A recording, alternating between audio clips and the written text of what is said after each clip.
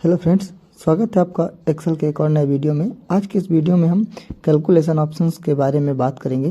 Calculation option में automatic तथा manual किस तरीके से काम करते हैं, calculate now and calculate sheet option किस तरीके से काम करते हैं। तो इसके लिए सबसे पहले हमें एक डाटा चाहिए, जो डाटा हम यहाँ पास रख लेते हैं।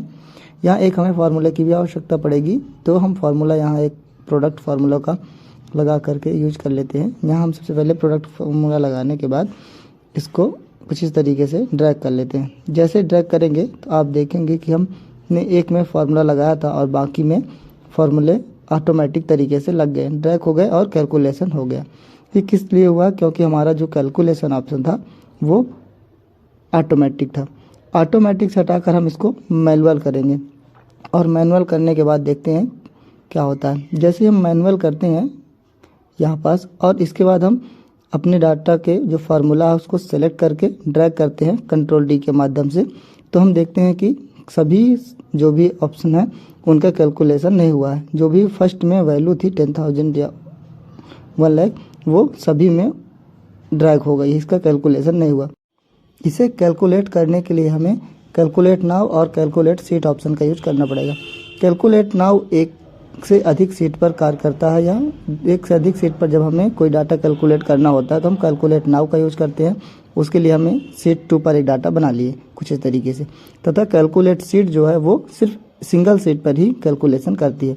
जैसे कि हम देखेंगे यहाँ हमारा डाटा मैनुअल है अभी, और हम यहाँ जैसे ही कैलकुलेट सीट पर क्लिक करेंगे तो हमारी इस सीट का डाटा ऑटोमेटिक कैलकुलेट हो गया। देखिए सभी के आगे आपकी जो भी वैल्यू थी कैलकुलेट होके आ गई, लेकिन सीट 2 में नहीं आई। सिर्फ सीट 1 में ही आपका कैलकुलेशन कंप्लीट हुआ, सीट 2 में वैल्यूज नहीं आई हैं।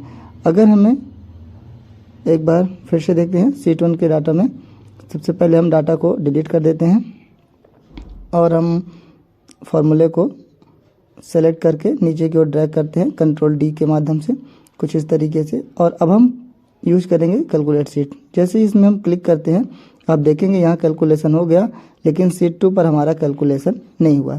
सीट 2 पर भी हमें कैलकुलेशन करने के लिए कैलकुलेट नाउ ऑप्शन का यूज करना होता है।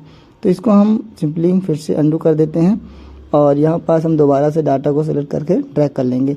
यहाँ भी आपकी वैल्यू कैलकुलेट नाउ करेंगे। जैसे हम कैलकुलेट नाउ करते हैं तो आप देखेंगे सीट 1 और 2 दोनों में कुछ इस तरीके से कैलकुलेशन कंप्लीट होके आ गया है। तो हम सीट कैलकुलेट नाउ का यूज एक से अधिक सीट में कैलकुलेशन करने के लिए करते हैं, तथा कैलकुलेट सीट का यूज एक ही सीट पर कैलकुलेशन करने के लिए करते हैं। तो कैसा लगा ये वीडियो कमेंट करके ज़रूर बताएं। अगर आप चैनल पर न्यू हैं तो चैनल को सब्सक्राइब जरूर कर लें। Thank you.